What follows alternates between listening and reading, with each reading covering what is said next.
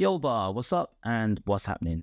Today, I'd very quickly like to go through a few comments that I've been reading on my YouTube channel with regards to processed foods and sugar. First of all, the brain uses sugar to function. It only uses sugar. Well, that is true. The brain is a muscle, but it doesn't use the sugar that we consume, such as fructose. It uses glucose. So glucose is taken out of glycogen stores, which are stored inside the muscle.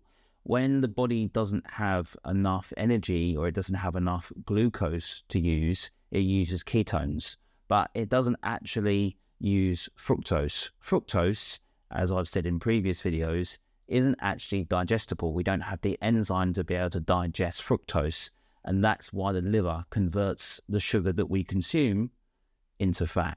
The second thing is that a lot of people have been talking about the gut microbiome and that a certain percentage of your diet can withstand processed food. So what I'm going to do is I'm going to give you some reasons to why processed food is not good for your gut microbiome, and I'm going to break things down for you just a little bit further when it comes to things like processed food.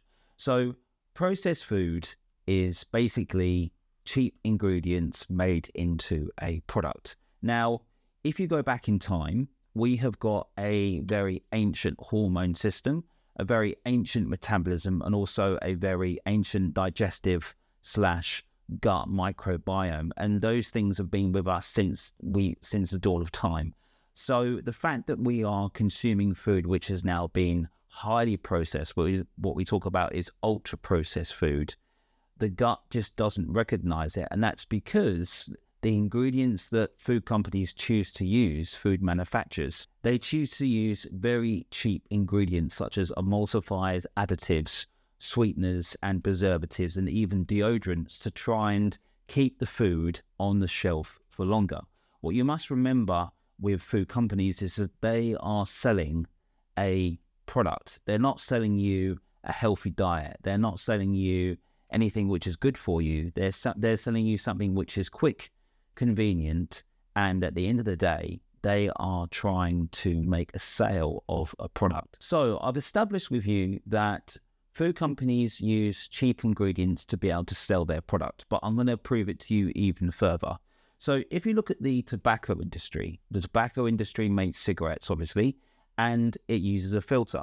Now, that filter has been specifically designed to be able to draw or inhale the amount of smoke which has got nicotine in it to be able to be addictive.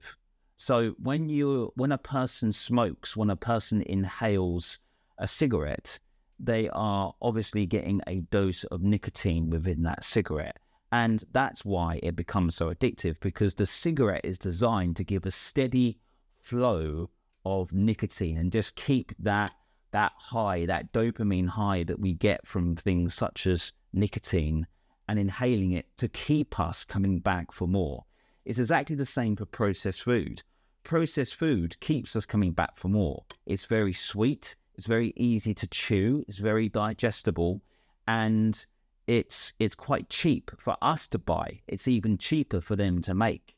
And so you have to think, well, the reason why it's so easy nowadays to be overweight or to have metabolic diseases such as type 2 diabetes, atherosclerosis, cancer, and dementia, just to name a few. The reason why it's so easy is because it's so addictive. It's so easy to get hooked on these foods because they're convenience foods, and that's part of their marketing. They're convenient. But actually, our gut, our digestive system, and our metabolism doesn't know what it's dealing with when you're consuming processed food, because processed food really has only been around for probably 120 years, whereas we're talking about, in the history of time, thousands and thousands and thousands of years of food. And yes, our food has changed over time as well, and I'll make another video about that to break that down. However, what I want to convince you of is processed food purely is not good for you. So I try to say to my clients the 80-20 rule. So 80% of your diet is good and 20% of your diet can be processed.